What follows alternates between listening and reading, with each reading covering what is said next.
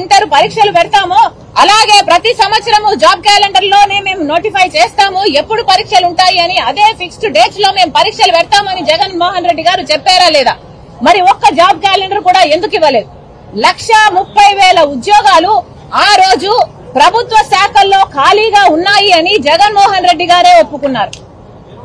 APPSC ద్వారా అన్ని ఉద్యోగాలను భర్తీ చేస్తాము, అధికారంలోకి వచ్చిన వెంటనే ఇదే మాకు ప్రాధాన్యత అని కూడా చెప్పారు. మరి ఈ రోజు ఏమైంది? ఆ రోజు జగన్మోహన్ రెడ్డి గారు ప్రతిపక్ష నాయకుడిగా ఉండి 23,000 ఉద్యోగాలు ఖాళీగా ఉన్నాయి, 23,000 టీచర్ ఉద్యోగాలు ఖాళీగా ఉన్నాయి. మరి చంద్రబాబు గారు 7,000కే డిఎస్సీ ఇచ్చారు, మీకు సిగ్గు లేదా అని తిట్టి మేము అధికారంలోకి వచ్చాక మెగా డిఎస్సీ ఇస్తాము అన్నారు.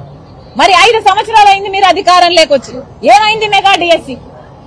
చంద్రబాబు గారు ఇవ్వలేదు అని హేళన చేశారు, ఎద్దేవా చేశారు, మీకు సిగ్గుందా అని మాట్లాడారు.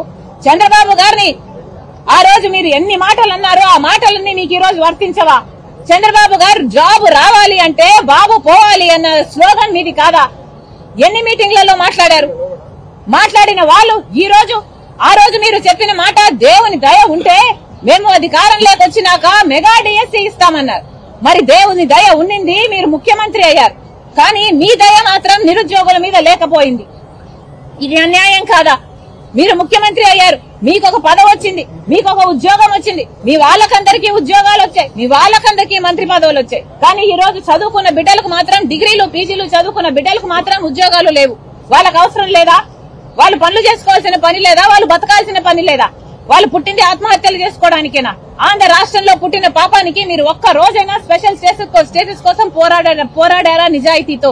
ముఖ్యమంత్రి అయిన తర్వాత స్పెషల్ స్టేటస్ రాలేదు, పెద్ద పరిశ్రమలు రాలేదు, ఉద్యోగాలు రాలేదు. కనీసము ఈ అవైలబుల్ గా ఉన్న ప్రభుత్వ శాఖల్లో ఖాళీగా 2,30,000 ఉద్యోగాలు ఉన్నాయని మీరే ఒప్పుకున్నారు. మరి ఒప్పుకున్నాక కనీసం ఆ మేరకైనా మీరు భర్తీ చేయాల్సిన అవసరం లేదా? ఇన్ని సంవత్సరాలు, 5 సంవత్సరాల క్రితం చెప్పిన మాట 2,30,000 ఉద్యోగాలు ఖాళీగా ఉన్నాయి అని. మరి ఈ 5 సంవత్సరాలలో ఎందుకు భర్తీ చేయలేదు? ఈ 5 సంవత్సరాలు ఏం చేశారు? గుడ్డి గుర్రాలకు పళ్ళు తోమారా? ఏం చేశారు? కుంభకర్ణులా నిద్రపోయారా? ఈ రోజు ఎలక్షన్లు వచ్చాయి కాబట్టి కేవలం ఆ ఎలక్షన్ల కోసమని కుంభకర్ణుడు నిద్ర లేసినట్టు ఇప్పుడు మీరు నిద్ర లేసి హడావిడిగా 6,000తో డిఎస్సీ, ఒక దగా డిఎస్సీ.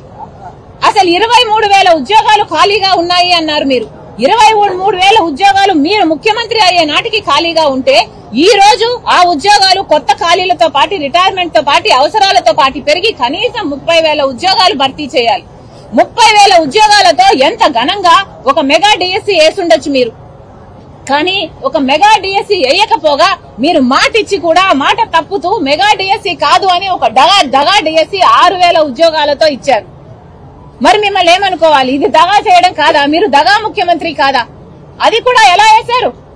ఇన్ని సంవత్సరాలు నిద్రపోతూ, ఇన్ని సంవత్సరాలు కుంభకర్ణుల్లా నిద్రపోతూ, ఇన్ని సంవత్సరాలు గుడ్డి గుర్రాలకు పళ్ళు దొమ్ముతూ ఈ రోజు ఇప్పుడు ఎలక్షన్లు వచ్చాయి కాబట్టి హడావిడిగా ఇప్పుడు 6,000 ఉద్యోగాలకు నోటిఫికేషన్లు ఇచ్చారు.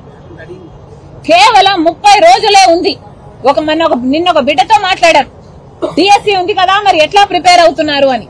ఆ అబ్బాయి చెప్పిన మాట, అక్క డిఎస్సీకి మేము కనీసం 150 పుస్తకాలు చదవాలి, మాకు గడువు ఉన్నది ఈ రోజు నుంచి 26 రోజులు మాత్రమే. అంటే ప్రతి రోజు ఒక 5-6 పుస్తకాలన్నా చదవాలి.